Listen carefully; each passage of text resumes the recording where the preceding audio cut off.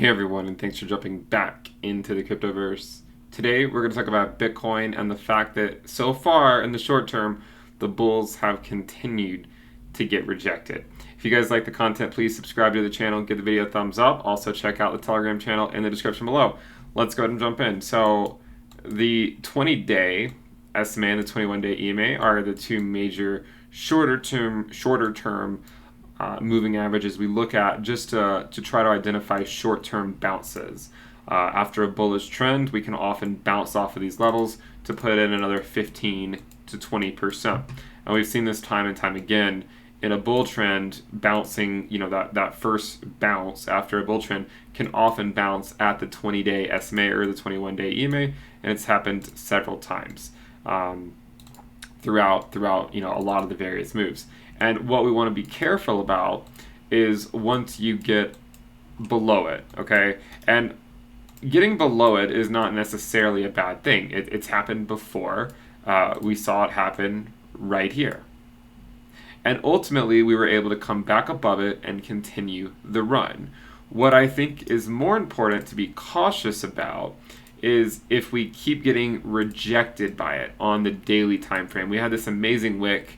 It faked out a lot of people, and here we are, right? We're still, at the end of the day, it ended up just being nothing more than a wick, and we're still getting rejected on the daily time frame by the 20-day moving average. So in the short term, the bulls are, they're not winning the battle against the bears. It doesn't mean that they can't turn things around, but I think at the very least, it's reason enough to be somewhat cautious. We've talked about this trend before. Generally speaking, obviously how you draw these lines is up to you. We've talked about this general trend in the past, and maybe around this area, around 30K or so being a general bottom, and that's one way to look at it, of course, right? That's one way to look at it. And if we were to continue in this pattern, this could stretch out for another 2-3 weeks potentially.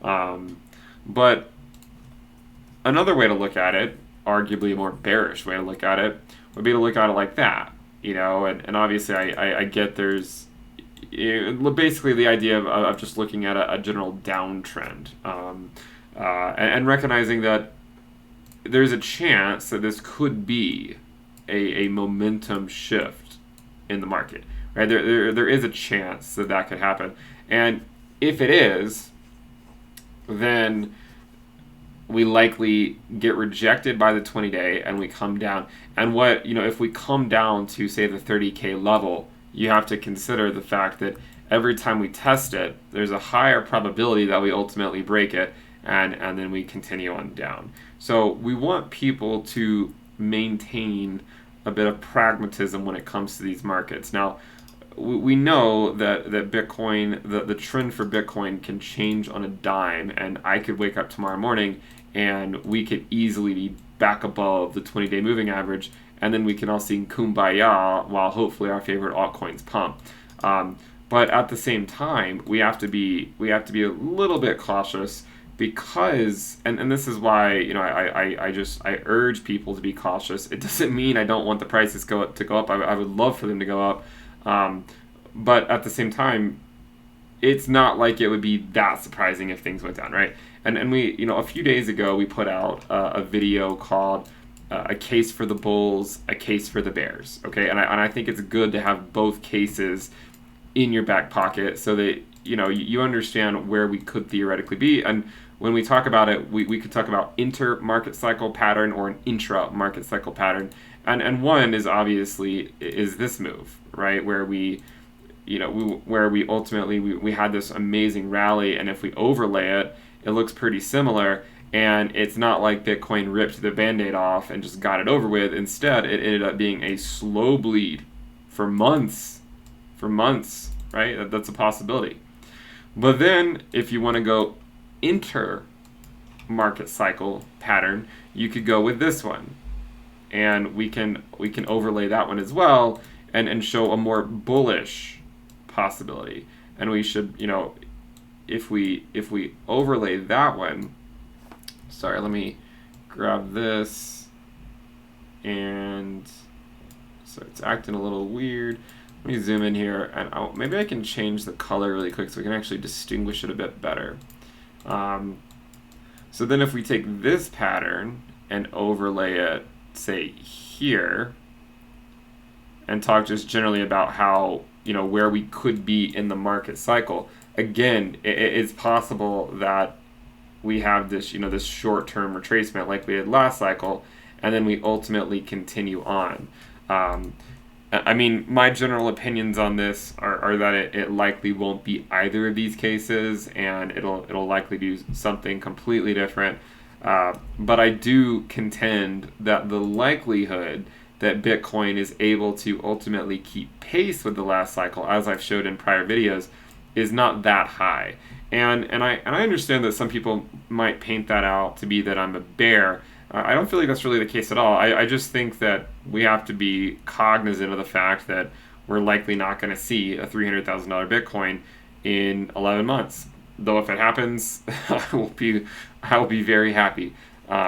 So let's just be a little bit more pragmatic about things and say, okay, well, yes, the last cycle did that, but it doesn't have to do that this cycle, because I find that if we start operating in a very deterministic manner to say that it has to do something, that's when you quickly can go off course. So just keep this in mind. I mean, I'm not saying that we're going to have this pandemic type dump again, but it's just a perspective to have to say, well, yes, we could easily continue the trend and put in higher highs in February. There's a decent chance of that, and I think the first thing that we would want to see to have a realistic possibility of doing that would be to sometime in the not so distant future to get above the 20-day moving average, to at least show that at the very least we might be going into a reaccumulation zone. The issue, and we've gone into reaccumulation zones before, here was a time where we had a bounce off of the 20-day, came up, and then we came back down. But then when we came back up, we were able to get back above it, and then we just oscillated around it, and that was just, it was textbook accumulation. What it would be concerning is if you see a pattern that looks more like this, where it gets below the 20-day, and then it keeps holding it as resistance every time it tests it. So that would be, more cause for concern. So I don't think there's nothing that's too alarming quite yet. Obviously, there's nothing that alarming quite yet. It's possible that we're able to push above it in the not so distant future, but tomorrow is a monthly close, or by the time you watch the video, today is a monthly close. There can be a decent amount of volatility around these major closing milestones, right? Monthly closes, weekly closes, yearly closes.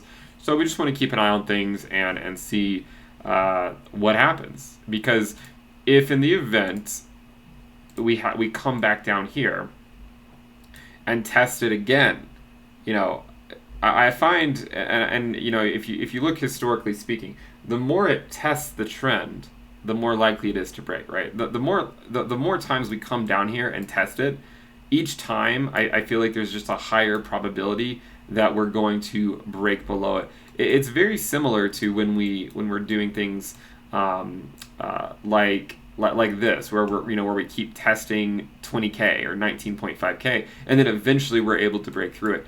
It's sort of the same thing in this scenario, but reverse. So we just want to be pragmatic. Sometimes these can break out to the upside.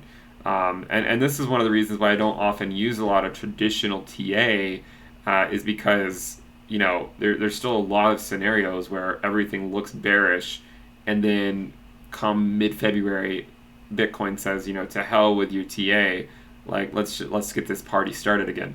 So that's why I don't use it that much. But regardless, the reason why we talk about the 20-day is because not that it's meant to be this hugely, important thing. It just means that if we can't get above a 20-day average of our current price, then we have to be trending down. And obviously a lot of people are looking at this level. I mean, we came right back up to it, and we're coming back down in the short term. So if we get above it in the next few days, I would say things are looking good, and we might be going into, say, a reaccumulation territory. At the very least. However, if we come back down again after getting, definitively rejected by the 20-day, then we'll want to keep a close eye on what happens when we test 30K for like the 4th time. So hopefully this video has been informative. If you guys like the content, make sure you subscribe, give the video a thumbs up. We have a Telegram channel in the description below. And then finally, you can check out the premium list at intothe.cryptoverse.com for weekly reports, weekly videos, a Telegram alerts channel, a Telegram chat room, a risk dashboard, premium list only live streams, and a whole lot more.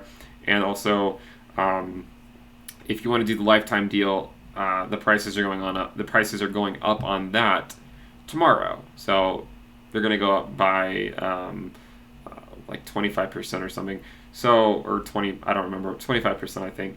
So if you guys are interested in the lifetime deal, you can check that out. Otherwise, at the very least, subscribe to the channel, give the video a thumbs up. I'll see you guys next time.